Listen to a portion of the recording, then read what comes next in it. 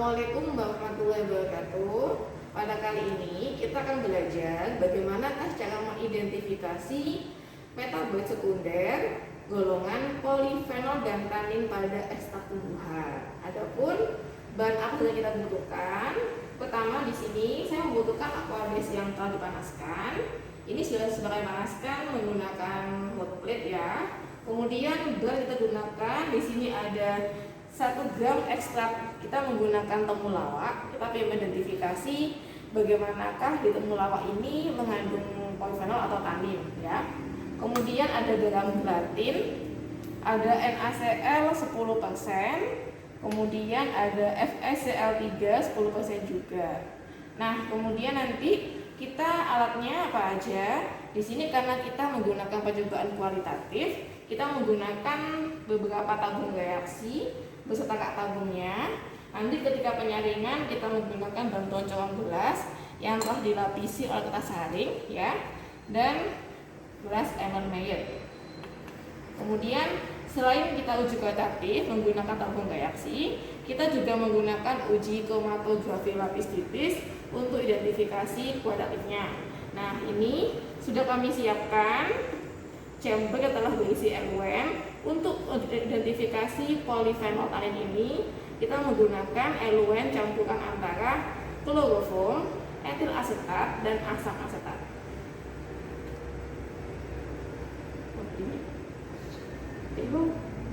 Pertama, untuk kita melakukan uji kualitatif pemanasan tanin, kita di sini sudah menyiapkan 1 gram ekstrak. Kita tambahkan dengan aquades panas 15 ml ya. Penambah ini sampai kita lakukan pengadukan secara perlahan. Ini kita aduk.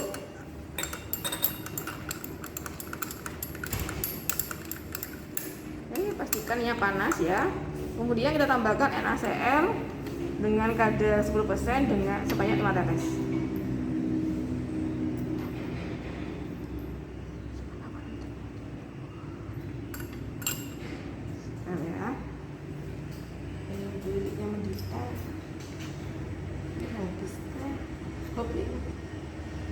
Tes NaCl 1, 2, 3, 4, 5. Nah, aduk lagi. Langkah berikutnya yang kita lakukan adalah kita menyaring dengan bantuan kertas saring ya. Kita menggunakan bantuan corong gelas saja karena jumlah urannya sangat sedikit, jadi kita tidak usah menggunakan corong Budgener. Nah, kita tekuk seperti ini.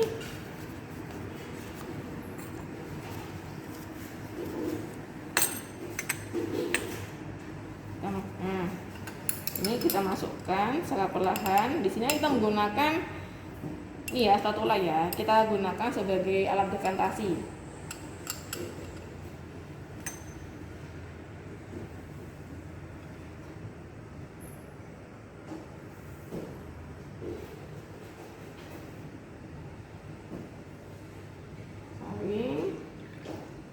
Nah, kita tunggu.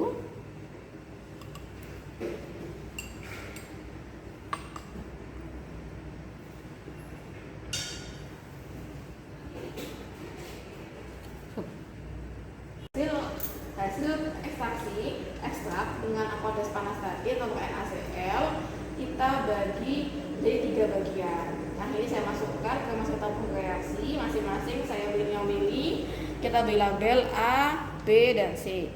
Yang A ini kita gunakan sebagai belangko, jadi kita tidak memberikan apapun ya di sini ya. Kemudian yang B kita tambahkan FeCl3 10% hanya 10 tetes.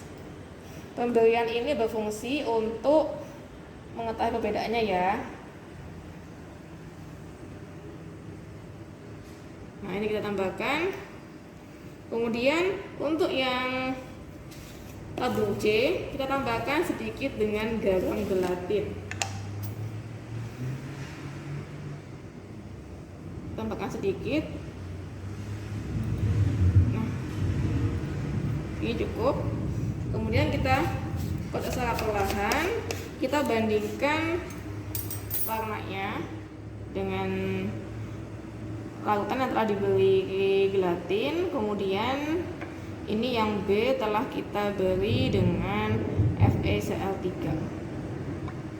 Nah, dari sini kita coba pengamatan zat warnanya. Jadi di sini terlihat tampak yang telah diberi FeCl3 dia warnanya lebih gelap dibandingkan yang blanko dan yang lebih gelatin.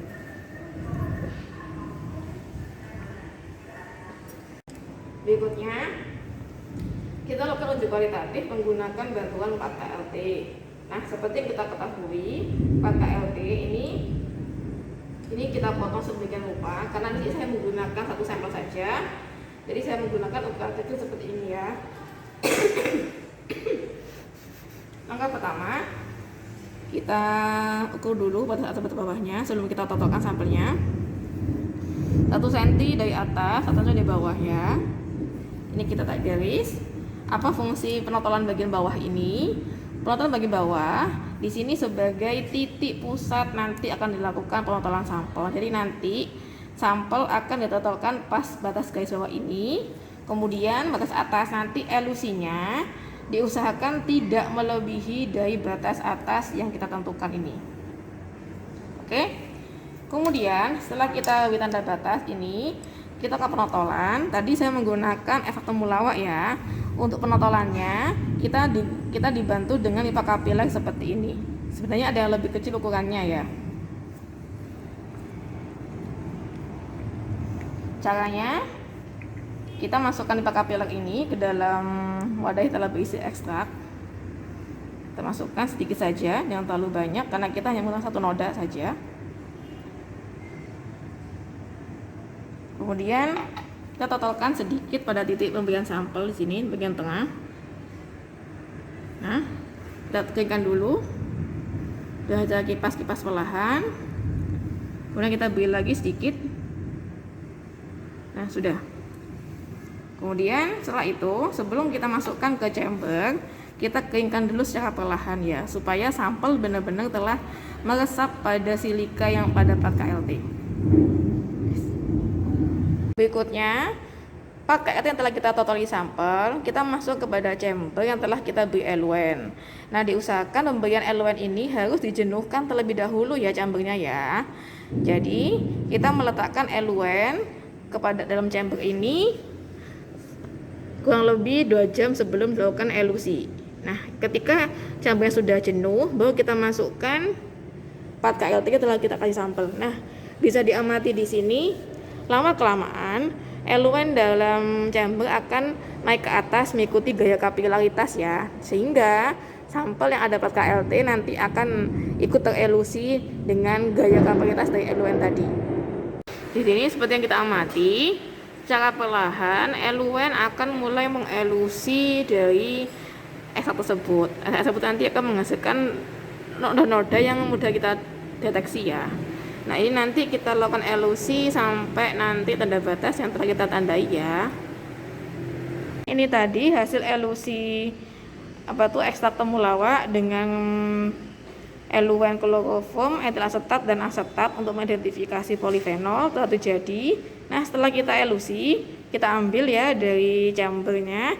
Ini kita keringkan dulu sebelum kita semprot dengan reagen pengidentifikasi. Di sini kita menggunakan reagen FeCl3. Tapi kita tunggu kering dulu ya.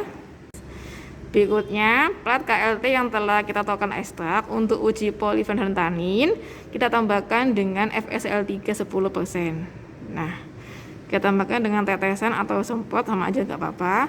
Jika noda menunjukkan adanya warna hitam, artinya ekstrak tersebut mengandung polifenol di sini ya. Lah, ini kita amati di sini. Jadi yang paling atas ini, noda paling atas dia menunjukkan adanya polifenol ya. Semakin ke bawah, di sini ada warna kuning ini ya. Bisa diamati ya. Nah,